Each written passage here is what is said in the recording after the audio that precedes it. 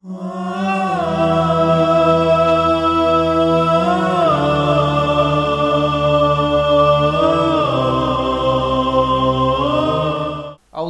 मिनश्शैतानिर्रजीम बिस्मिल्लाहिर्रहमानिर्रहीम इन्नमा युरिदुल्लाहु लियुज़हिबा अन्कुमुर्रिज्स अहलल बैत व युत्ताहिरकुम तत्हीरा अल्लाहुम्मा सल्लि अला मुहम्मद व आलि मुहम्मद। मुअज़्ज़िज़ नाज़रीन, अस्सलामु अलैकुम व रहमतुल्लाहि व बरकातुहू। मैं हूँ आपका मेज़बान ज़ैन रिज़वी, हाज़िर खिदमत हुसैनी चैनल के हवाले से तमाम मोमिनीन का खैर मक़दम करता हूँ इस प्रोग्राम मीरास में। यकीनन आज जो हालात उम्मत मुसलमा के हैं वो किन्हीं वजूहात की बिना पर हैं, जिनमें से एक वजह ये भी है कि मीरास की बहुत ज़्यादा इसमें प्रॉब्लम्स देखने को मिलती हैं कि किस तरीक़े से लोग इसमें उलझ जाते हैं और कहीं ना कहीं गासिब बन जाते हैं। इस हवाले से हमने आज ये प्रोग्राम हुसैनी चैनल पर नश्र कर रहे हैं, जिसमें हमारा साथ दे रहे हैं हुज्जतुल इस्लाम वल मुस्लिमीन आली जनाब मौलाना मुमताज़ जाफ़र साहब क़िबला।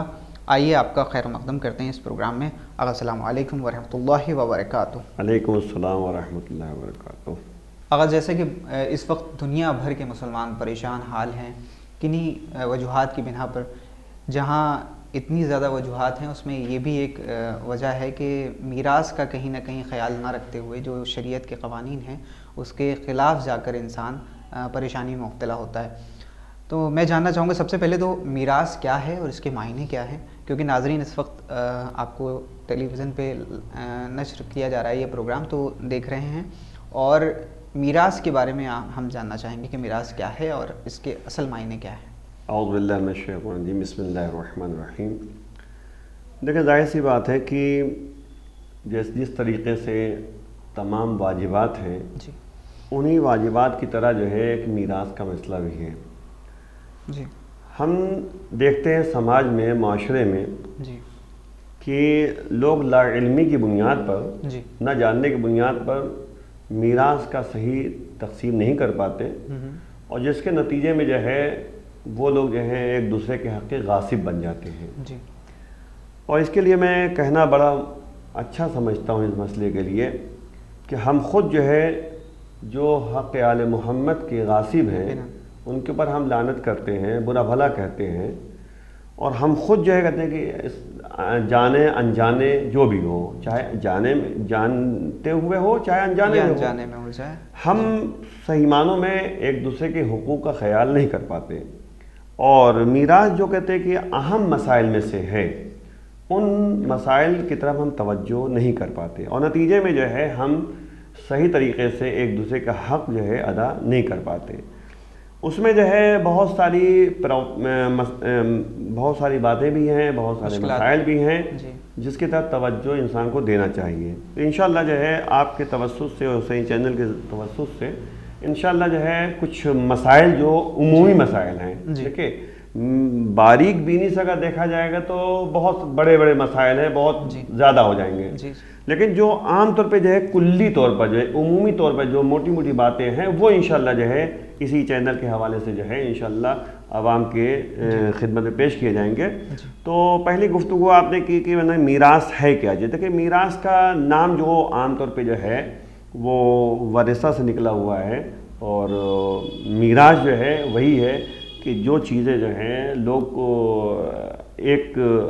कोई मर जाता है, कोई छोड़ जाता है, तो उन तमाम चीज़ों को मीरास में शामिल किया जाता है। अब मीरास एक उमूमी लफ्ज़ है, एक आम लफ्ज़ है, तो उसमें जो है कहते हैं तमाम चीज़ें आ जाती हैं। कुछ चीज़ें कहते नहीं कि ये तो इसको मीरास में मिली, मतलब जो है अखलाकियात में, अब भैया ये जो है सच्चाई जो है, ये शराफत जो है इसको मीरास में मिली, कभी कभी ऐसा भी कहा जाता है ना, आमतौर पर जो है अवामुन्नास में ये कहा जाता है, हाँ भैया ये लड़का ये अपने बाप से मीरास में जो है अच्छाई पाई है, किसने अपने बाप के यानी मीरास में जो है उसने बुराई पाई है, एक लिहाज से ये इस्तेमाल किया जाता है। लेकिन इस्लामिक पॉइंट से ये है कि जो चीज़ें भी इंसान छोड़ कर जाता है, चाहे कहते हैं कि आपके घर हो, चाहे ज़मीन हो, चाहे पैसा हो, चाहे कुछ भी हो, कपड़ा है, लत्ता है, जो भी चीज़ें हैं, हर चीज़ जो है वो मीरास में जो है उसको शुमार किया जाता है। इसी को जो है अभी आपके सामने बात है कि इसी को जो है अरबी में तरका भी कहते हैं। अच्छा। जो कि मतलब तरका का मतलब होता है जो तर्क माने होता है जो छोड़ना।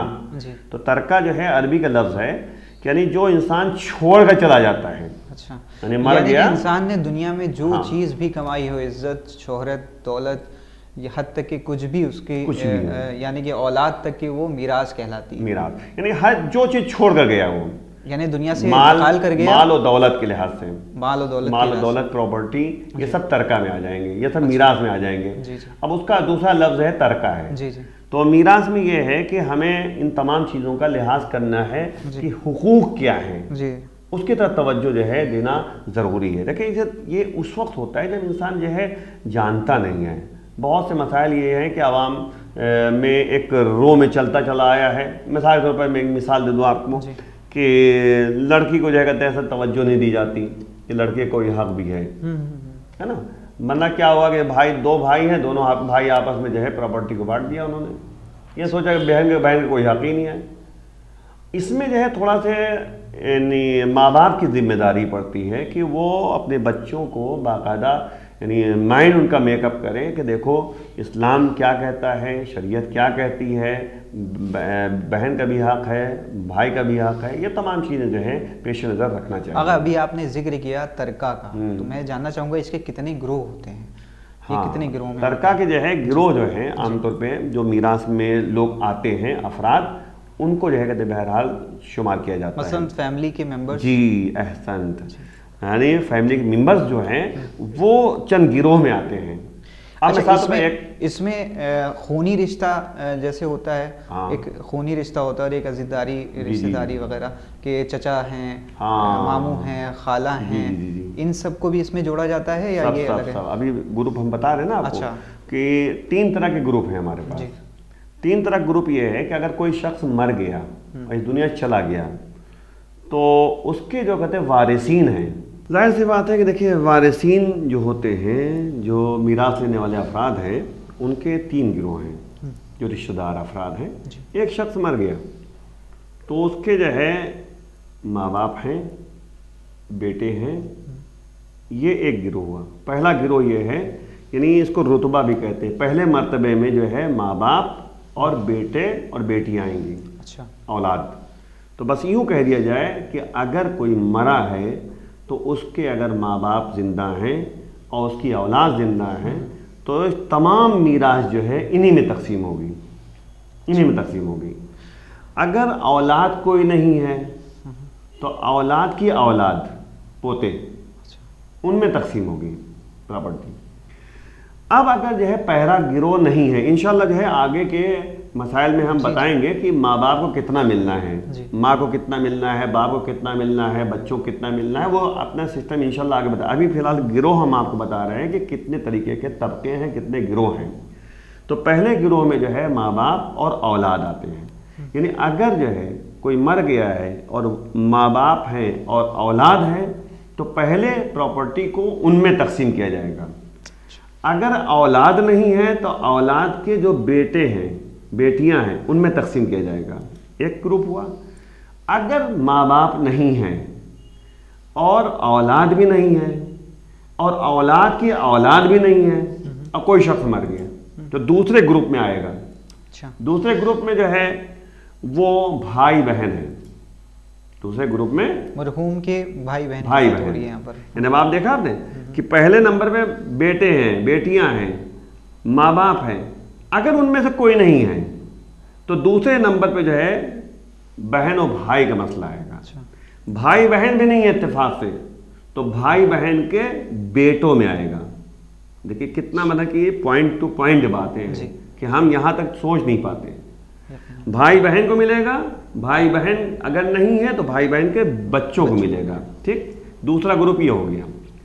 अगर कोई मर गया है, ना माँ बाप है, ना औलाद है, ना औलाद की औलाद है, ना भाई बहन है, ना भाई बहन की औलाद है, तो तीसरे नंबर पे जो है चचा है, फूफी है, मामू है, खाला है। अच्छा। अगर इनमें से कोई नहीं है तो इनकी औलाद है। तो ये 3 ग्रुप हो गया। पहले ग्रुप में जो है औलाद और माँ बाप, दूसरे ग्रुप में भाई बहन और उनकी औलाद, और तीसरे ग्रुप में जो है चचा, फूफी, मामू और खाला, ये 3 ग्रुप हो गए। अब जाहिर सी बात है कि इंशाल्लाह आपको बताया जाएगा आगे कि यानी खाला को कितना मिलना है, मामू कितना मिलना है, वो सिस्टम आगे बताया जाएगा कितना हिस्सा है। एक सवाल जहन में आ रहा है कि अगर ये सारे अफराद मौजूद हैं जी, सारे अफराद मौजूद हैं, ये पूरा ग्रोह मौजूद है, तब कैसे तकसीम होगी? सिर्फ पहले नंबर पे। अच्छा, पहले नंबर, स्टेप बाय स्टेप है ना। एतराफ़ किया जाता है कि हमारा इसमें हक है और हमें नहीं दिया गया, कुछ ऐसे एतराज़ किए जाते हैं। सिर्फ एतराज़ वही कर सकता है जो पहले ग्रुप में है। अच्छा। पहले ग्रुप में अगर कोई नहीं है तो दूसरे ग्रुप वाले, दूसरे ग्रुप में अगर कोई नहीं है तो तीसरे ग्रुप वाले, ये सिस्टम बनाए गए हैं।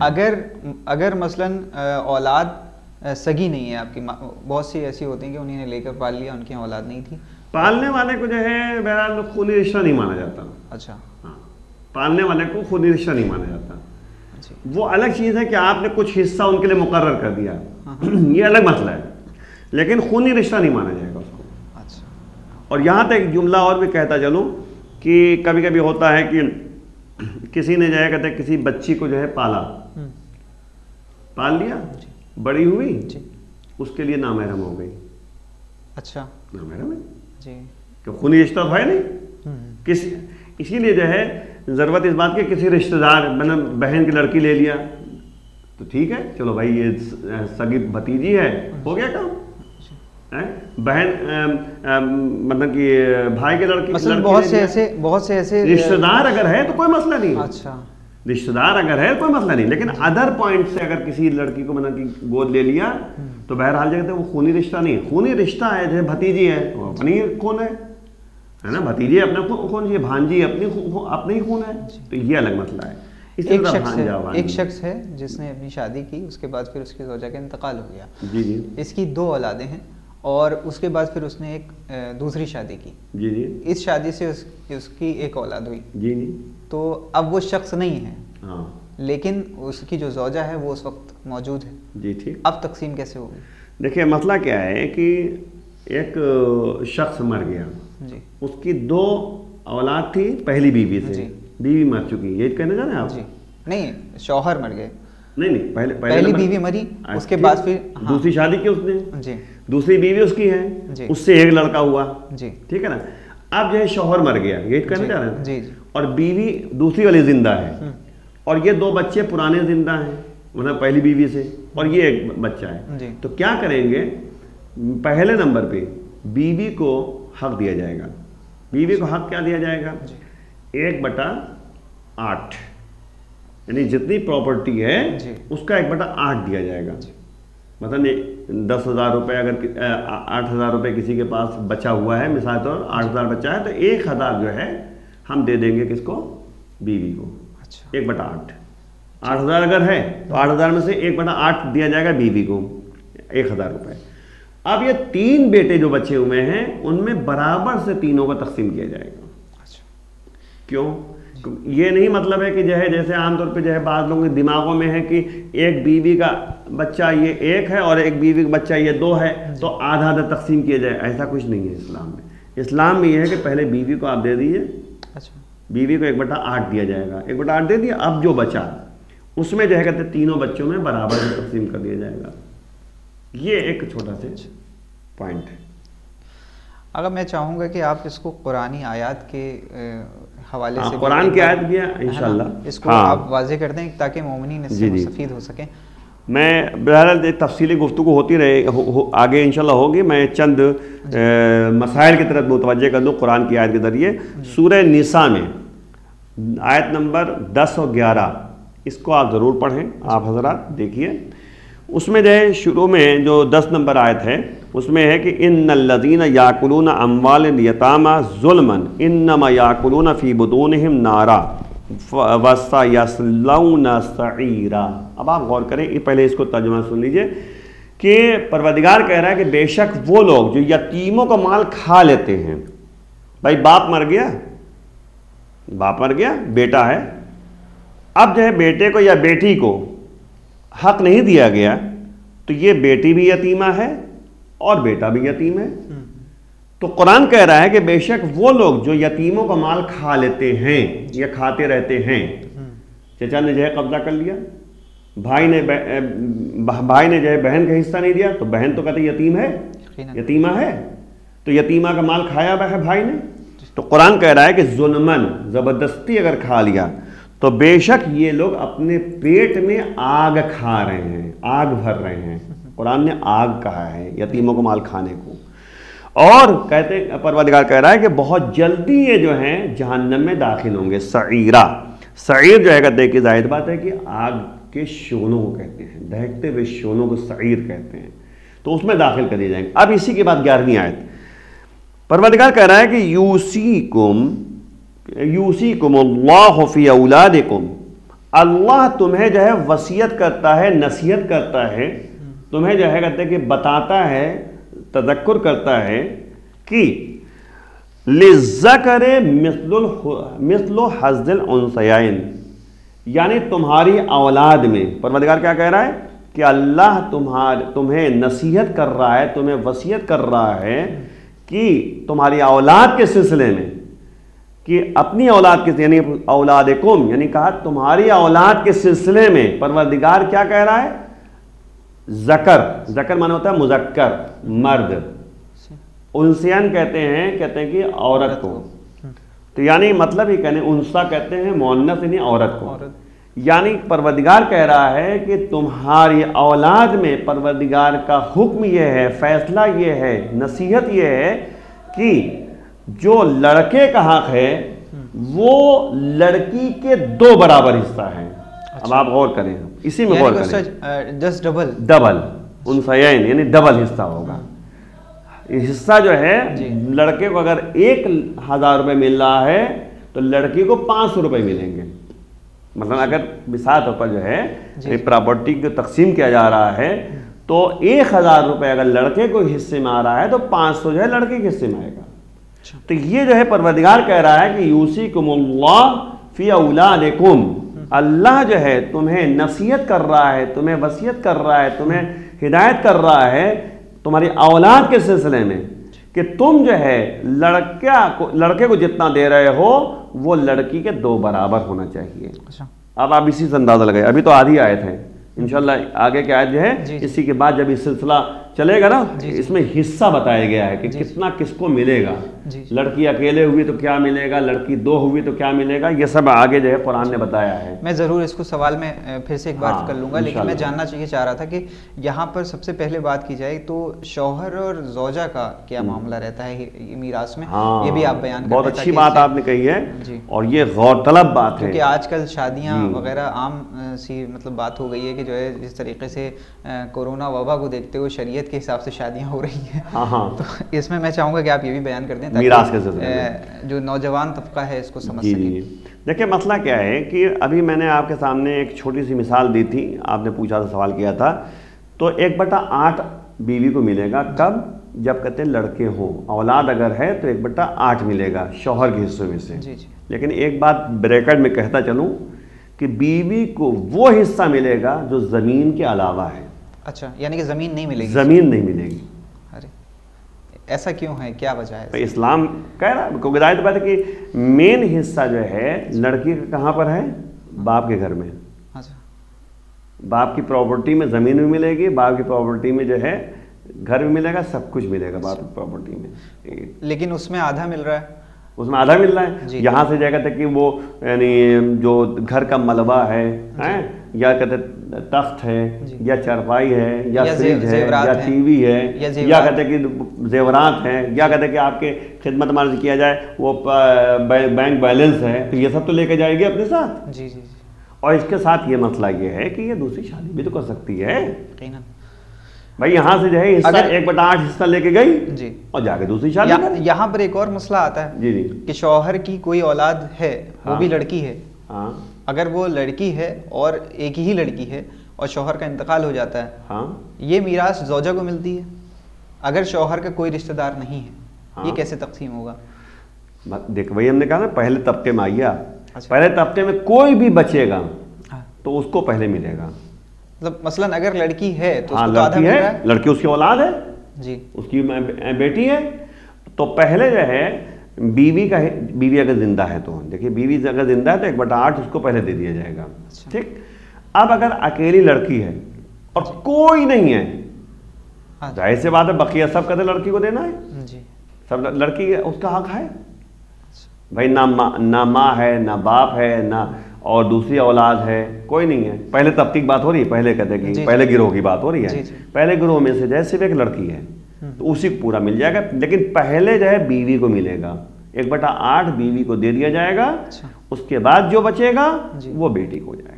इसमें जमीन भी आ जाएगी या जमीन को जमीन शौहर को नहीं दी जाएगी और बीवी को नहीं दी जाएगी। हाँ, क्योंकि अभी आपने लड़की को दी जाएगी, लड़की को दी जाएगी। लड़की को तो हिस्सा है ही है, मैंने आप क्या बताया आपको कि लड़की का तो मैके में हिस्सा है ही है। लड़की को तो भाई का आधा मिलना ही मिलना है, हर चीज मिलेगा, चाहे घर हो, चाहे जमीन हो, चाहे जायदाद हो, चाहे पैसा हो, चाहे बैंक बैलेंस हो, सब में मिलेगा। भाई को जितना मिलना है उसका आधा जो है लड़की को मिलना है, ये तय। ये तो कभी कुरान की आयत हमने पढ़ी है आपके सामने ना जी जी। अल्लाह कह रहा है यूसीकुमुल्लाह फी औलादिकुम जी, तुम्हारी औलाद में अल्लाह की नसीहत यही है, अल्लाह की जो है कहते कि अल्लाह का हुक्म यही है कि जितना लड़के को दे रहे हो वो लड़की के 2 बराबर होगा। अच्छा, ये मतलब कि एक और मसला आता है अगर सामने कि अगर कोई शख्स है और उसने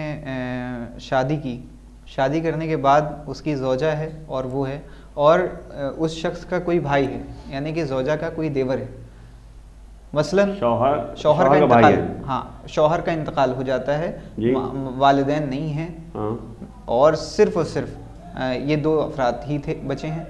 अब इस मसले पर कैसे मीरास को तकसीम किया जाएगा? नहीं समझा मैं। एक मतलब मिसाल में एक आदमी है, ठीक है, एक आदमी है जिसकी शादी हो चुकी है, जिसका एक भाई है, भाई सिर्फ है, बेटा नहीं है, बेटा नहीं है कोई, और ना माँ बाप है ना, ठीक है ना।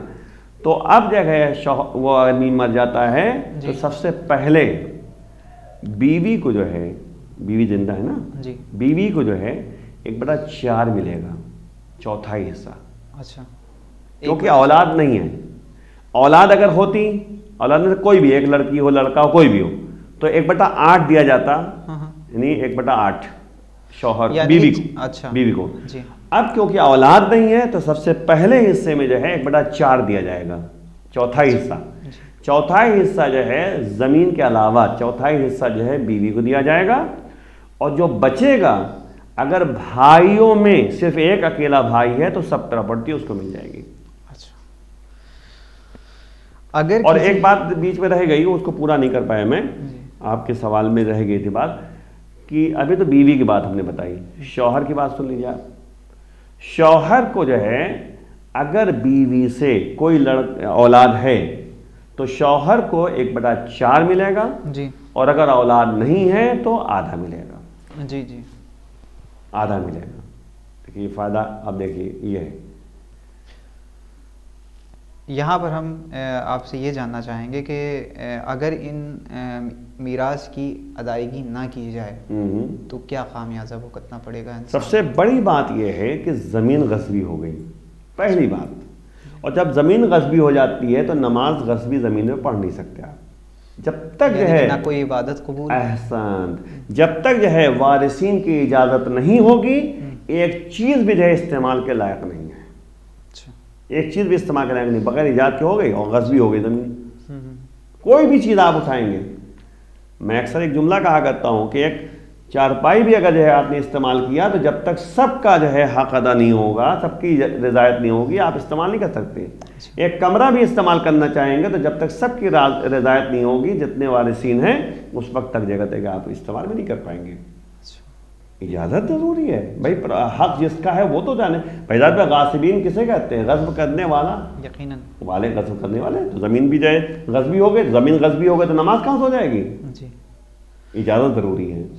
मसलन एक भाई है जिसके 2 भाई हैं जिनमें जिनकी दोनों औलादें हैं और दोनों की बराबर की प्रॉपर्टी थी, उसके बाद फिर दोनों का इंतकाल हो जाता है, और इस मसले पर मीरास कैसे बटेगी? दोनों की अलग अलग बटेगी? अलग अलग बटेगी या एक ही में? नहीं, अलग अलग बटेगी, क्योंकि रह तो एक ही छत के नीचे रहे हैं। वो अलग चीज़ है, लेकिन बाप की प्रॉपर्टी थी ना।